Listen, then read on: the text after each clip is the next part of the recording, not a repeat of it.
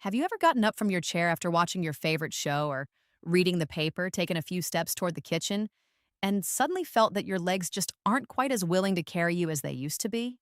Maybe there's a little heaviness that creeps into your thighs, a slight drag in your step that makes you move more carefully, or even a tiny wobble that has you reaching for the wall or the back of the couch for a moment of steadiness. If you're over 60 and these kinds of moments have started happening more often, your legs tiring out sooner when you walk to the mailbox, feeling unsteady after standing at the stove, stirring something on the burner, or simply not having that solid, dependable feeling when you get up from sitting, then please keep listening because what I'm about to explain could be the gentle answer you've been looking for and a real way to start feeling stronger again. This isn't about needing to push yourself harder with exercise, digging deep for motivation that feels hard to find these days, or just accepting that this is the way things go as the years add up. More often than not, the quiet thing that's making your legs feel less reliable is something as simple and ordinary as the fruit sitting in your kitchen right now.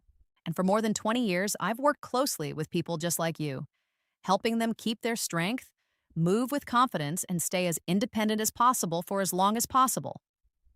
I've heard so many stories that follow the same path. Folks who used to be full of energy, taking long walks with friends, tending their gardens for hours without stopping, playing with grandchildren in the yard, or simply handling all the little daily tasks around the house without a second thought. Start noticing their legs changing. They feel unsteady when standing in line at the grocery store or the pharmacy. Hesitate before stepping off a curb or climbing a few stairs. Worry more about slippery bathroom floors or uneven pavement outside, or catch themselves holding on to furniture when moving from room to room. And almost every single time when we talk about what they are eating, they smile proudly and say something like, "I make sure to eat fruit every day. It's healthy." That proud comment is usually where the real understanding begins. The fruit we find in stores and markets today is very different from what our parents or grandparents brought home from the market years ago. Back then, apples were smaller and often had a tartar taste. Bananas weren't as long or overly sweet, and mangoes or pineapples didn't have that intense candy-like flavor. Growers have worked over the years to make fruits bigger, juicier, and much sweeter because that's what people reach for when they shop. This means almost every variety now has a lot more natural sugar packed into each bite. But once we pass 60, our bodies don't handle that extra sugar the same way they did when we were younger. Our muscles become more sensitive to insulin, the hormone that manages blood sugar in the body. Our nerves, which send the important signals that let our legs move smoothly and keep us balanced, take longer to recover from any kind of stress or imbalance. And when blood sugar goes up or down, those changes feel bigger and last longer, adding extra strain to your energy levels, your stability, and how steady you feel throughout the day. The good news is that once you understand this, you gain real control. You can make small, simple changes that help your legs feel more reliable and strong again. Over the next 20 minutes or so, as we talk together like friends catching up over coffee, I'm going to clearly name the 7 fruits that most commonly and quietly drain strength from legs in people over 60, explain in simple everyday words exactly why they have that effect, and give you a practical, easy-to-remember plan that lets you keep enjoying fruit while supporting your muscles and balance instead of unintentionally making things harder. Before we go further, I'd really appreciate it if you could take a quick second to type a comment with your age and your favorite fruit to eat. It only takes a moment, but it helps you stay connected to your own body and notice how it might be responding as we go along. Once you understand how fruit can affect insulin levels, nerve signals, and the power in your legs, you'll have the clear knowledge to decide what to limit, how to adjust your habits, and which little shifts can bring back stronger, steadier legs in just a few weeks. Let me explain what's really going on inside your body after 60 in a way that's straightforward and easy to picture. The way I'd tell it to a close friend over coffee. Imagine the big muscles in your thighs and around your hips as soft, absorbent sponges that are meant to take in energy from the food you eat. When you were in your 30s, 40s, or 50s, you would eat a piece of fruit, the natural sugars would enter your bloodstream, insulin would come along quickly to help direct that energy where it needed to go, and your muscles would soak it up fast and efficiently, keeping themselves fueled and ready for all the activities of the day. Whether that was walking to the car, climbing stairs, standing while talking on the phone, or bending down to pick something up. The process happens smoothly and without you even thinking about it. But as we move into our 60s, 70s, and older, those sponges start to lose some of their softness. They get a little stiffer and less able to absorb as well. Insulin doesn't clear away from the bloodstream as quickly anymore. It stays around longer than it should. Because of that, the muscles aren't able to pull in the energy as effectively as they once did. The thigh muscles and hip muscles are especially sensitive to how insulin behaves. When insulin remains high for too long after you've eaten, it sends a message to the body to store that energy away instead of using it to repair tiny daily wear or keep the muscle tissue healthy and strong. Over months and then years, this speeds up sarcopenia, the medical name for the gradual loss of muscle mass and strength that makes simple daily movements feel more difficult, like getting up from a chair without using your arms for help, going up a few steps without needing to pause and catch your breath, or keeping your balance when you turn quickly in a hallway or reach for something on a high shelf. Researchers at the University of California followed 480 adults for a full 10 years. They measured thigh muscle size and strength regularly and looked closely at how blood sugar behaved after meals. What they discovered was clear. People who had frequent sharp spikes in blood sugar after eating lost muscle in their thighs 27% faster than those whose blood sugar rose more gently and returned to normal more quickly. This might feel surprising because fruit has always been talked about as one of the best things you can eat, and you've probably included it in your meals for most of your life thinking it was doing your body a favor. But the truth is that even natural sugar from fruit can slowly interfere with how muscles repair and stay strong when it comes in the large, quick amounts, especially as our bodies become less adaptable with age. If you've ever had a piece of fruit or something sweet, and then, not long afterward, noticed your legs feeling extra tired, heavy, or weak, like they just didn't have their usual energy or felt dragged down when you tried to walk across the room or stand a little longer than usual, type the word tired in the comments right now so I know this is matching up with what you felt yourself. What makes this even more confusing is that so many favorite fruits are loaded with potassium, which we all need. Bananas are probably the most famous example, but pineapple, mango, oranges, and cantaloupe have plenty too. Potassium is important. It helps nerves send clear signals so your leg muscles can contract and relax at the right times. Without enough, you'd feel weak or get cramps easily. But when you get too much potassium coming in every day, mostly from fruit, without the right balance from other foods, it can upset the delicate electrical balance that nerves depend on to work properly. Picture your nerves as fine electrical wires running all through your body. If too much potassium throws off the voltage, the messages to your leg muscles arrive slowly, weakly, or not quite in rhythm. Many people over 60 who eat high potassium fruit regularly start noticing their legs feel heavier as the afternoon goes on. They get more frequent cramps, maybe in their calves at night, when they're in bed trying to sleep, or after sitting for a long time, or certain areas of their legs feel numb or asleep, even though doctors say their circulation is fine. A study published in 2019 in the Journal of Geriatric Medicine looked specifically at adults over 65 and found that those getting high amounts of potassium, mainly from daily fruit, reported leg cramping episodes about 18% more often than people who kept their potassium intake more moderate. So something that feels perfectly healthy and good for you when you're 35 or 45 can quietly begin to cause problems for your legs by the time you're 70. Another big piece is glycemic load. How fast and how high a food pushes your blood sugar up.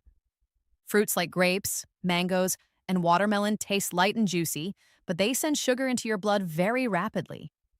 Even a small handful of grapes can make blood sugar climb faster than many traditional desserts. That quick rush creates some low-grade inflammation throughout the body, makes it harder for muscles to repair the small daily wear from walking or standing, and slows down how quickly nerves recover from ordinary use. When this pattern continues over several months, you start losing power in the hip muscles and the quadriceps.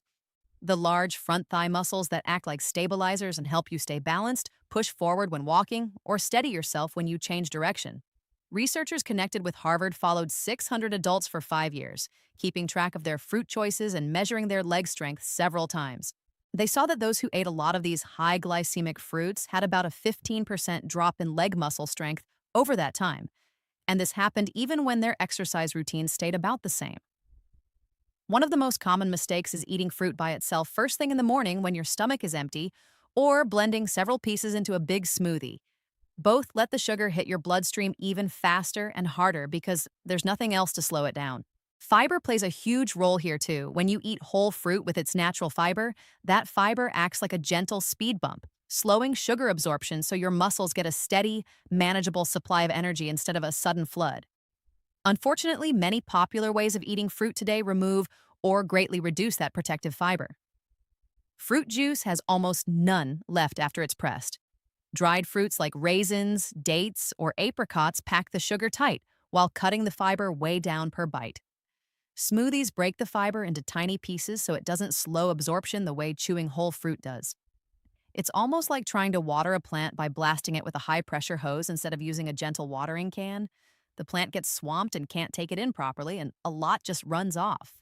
When your muscles face that kind of sugar overload, insulin shoots up sharply, muscle repair gets put on hold, and fatigue builds up in your legs, often showing as that heavy, worn-out feeling by mid-afternoon or evening.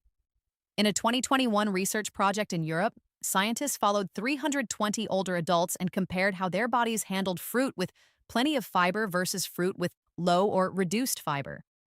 The low fiber group had post-meal insulin jumps 40% higher, and after 3 months, they actually measured a clear decrease in quadriceps strength. That's exactly why paying attention to how much fiber stays in your fruit when you eat it and what you eat it with becomes so important. Most everyday nutrition tips don't go into these finer, practical points. Then there's anabolic resistance, which becomes more obvious after 60. It means muscle tissue gets less efficient at using the protein you eat to rebuild and maintain itself. You might be making an effort to include good protein, like eggs, chicken, fish, or yogurt. But if your blood sugar is spiking frequently from sweet fruits or other sources, those spikes can interfere with how well the protein gets put to work. Imagine trying to plant a flower bed, but someone has poured concrete over the soil first. The protein is the flour trying to nourish your muscles, and the repeated sugar surges are what harden everything up.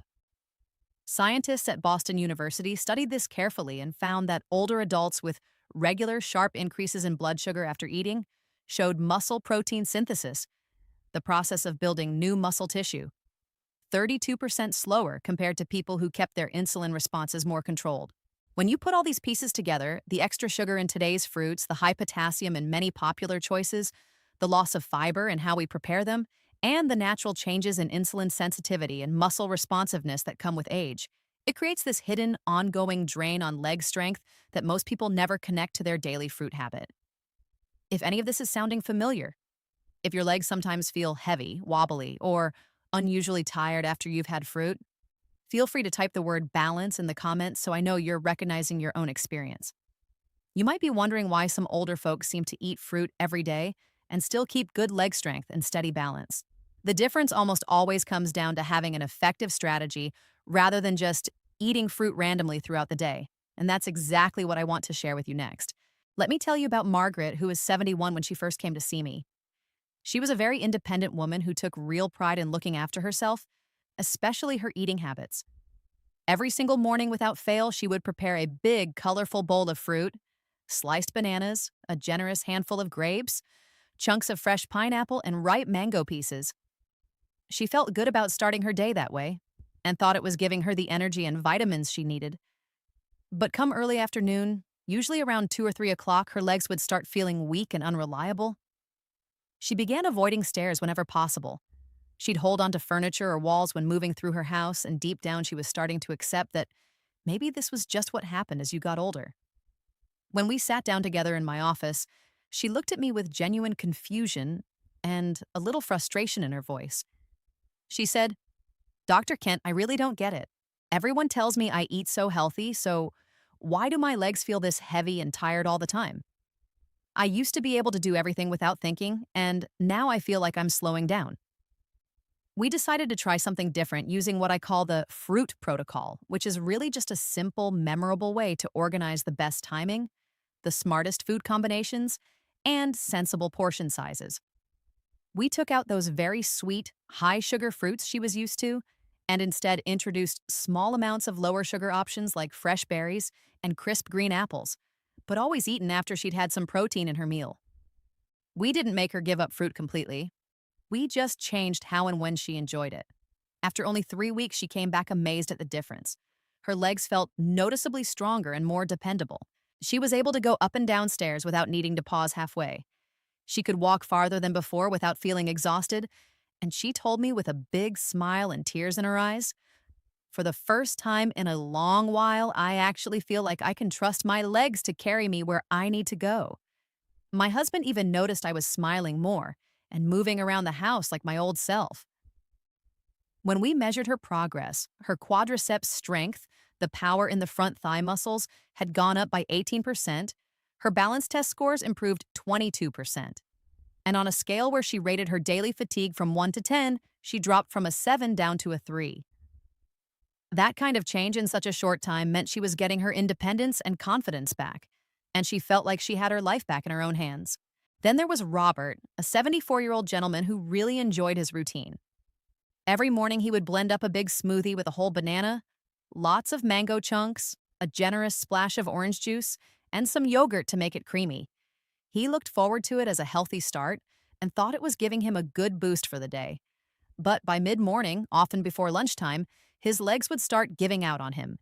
He'd feel them weaken to the point where he had to sit down sooner than he wanted, even after only light activity around the house.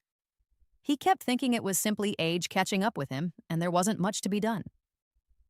When we talked it through, he told me, "Dr. Kent, by 10 o'clock my legs just give out and I have to sit down." I thought it was just old age and I'd have to live with it. We made a few straightforward swaps. We stopped the morning smoothie habit altogether because it was delivering too much sugar too fast first thing in the day. Instead, we moved a modest portion of fruit to come after his lunch, always alongside some protein, and we focused on choosing berries that kept more of their natural fiber. Within 4 weeks, he was amazed at how much better he felt. He could go out for 30-minute walks every day without having to stop and rest. He managed stairs without leaning heavily on the handrail, and he described his leg energy as having improved by about 60% compared to before. He said with a big grin, "I can finally play with my grandkids without having to sit down every 10 minutes, and I feel like myself again."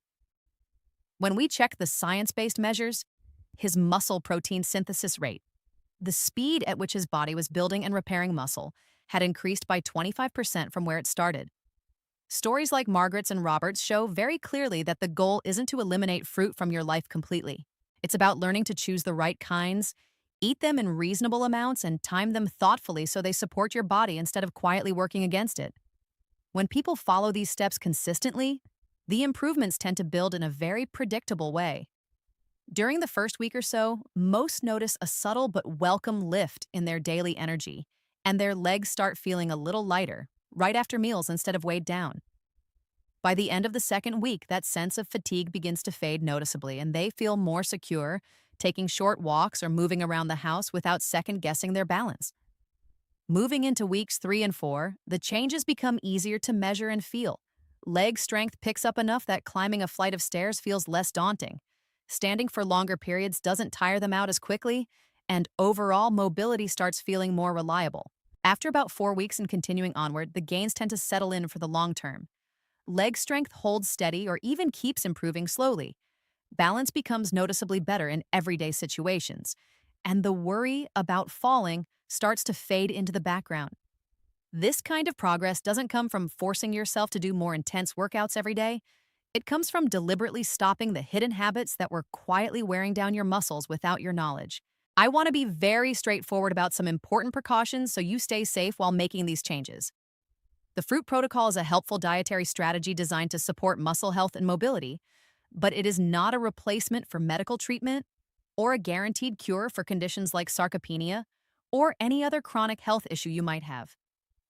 Never stop taking any medications your doctor has prescribed without first talking it over with them and getting their clear approval.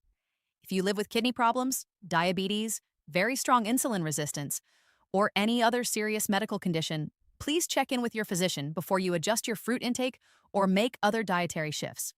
The smartest way to begin is slowly and carefully pick just one part of the protocol to focus on at first, get comfortable with that change, then gradually add the others. Keep listening to what your body tells you through feelings like leg heaviness, unexpected cramps, or shifts in energy levels. Those signals are your best guide to whether the adjustments are helping. Taking things step by step and staying attentive helps your body adapt smoothly and reduces any chance of discomfort.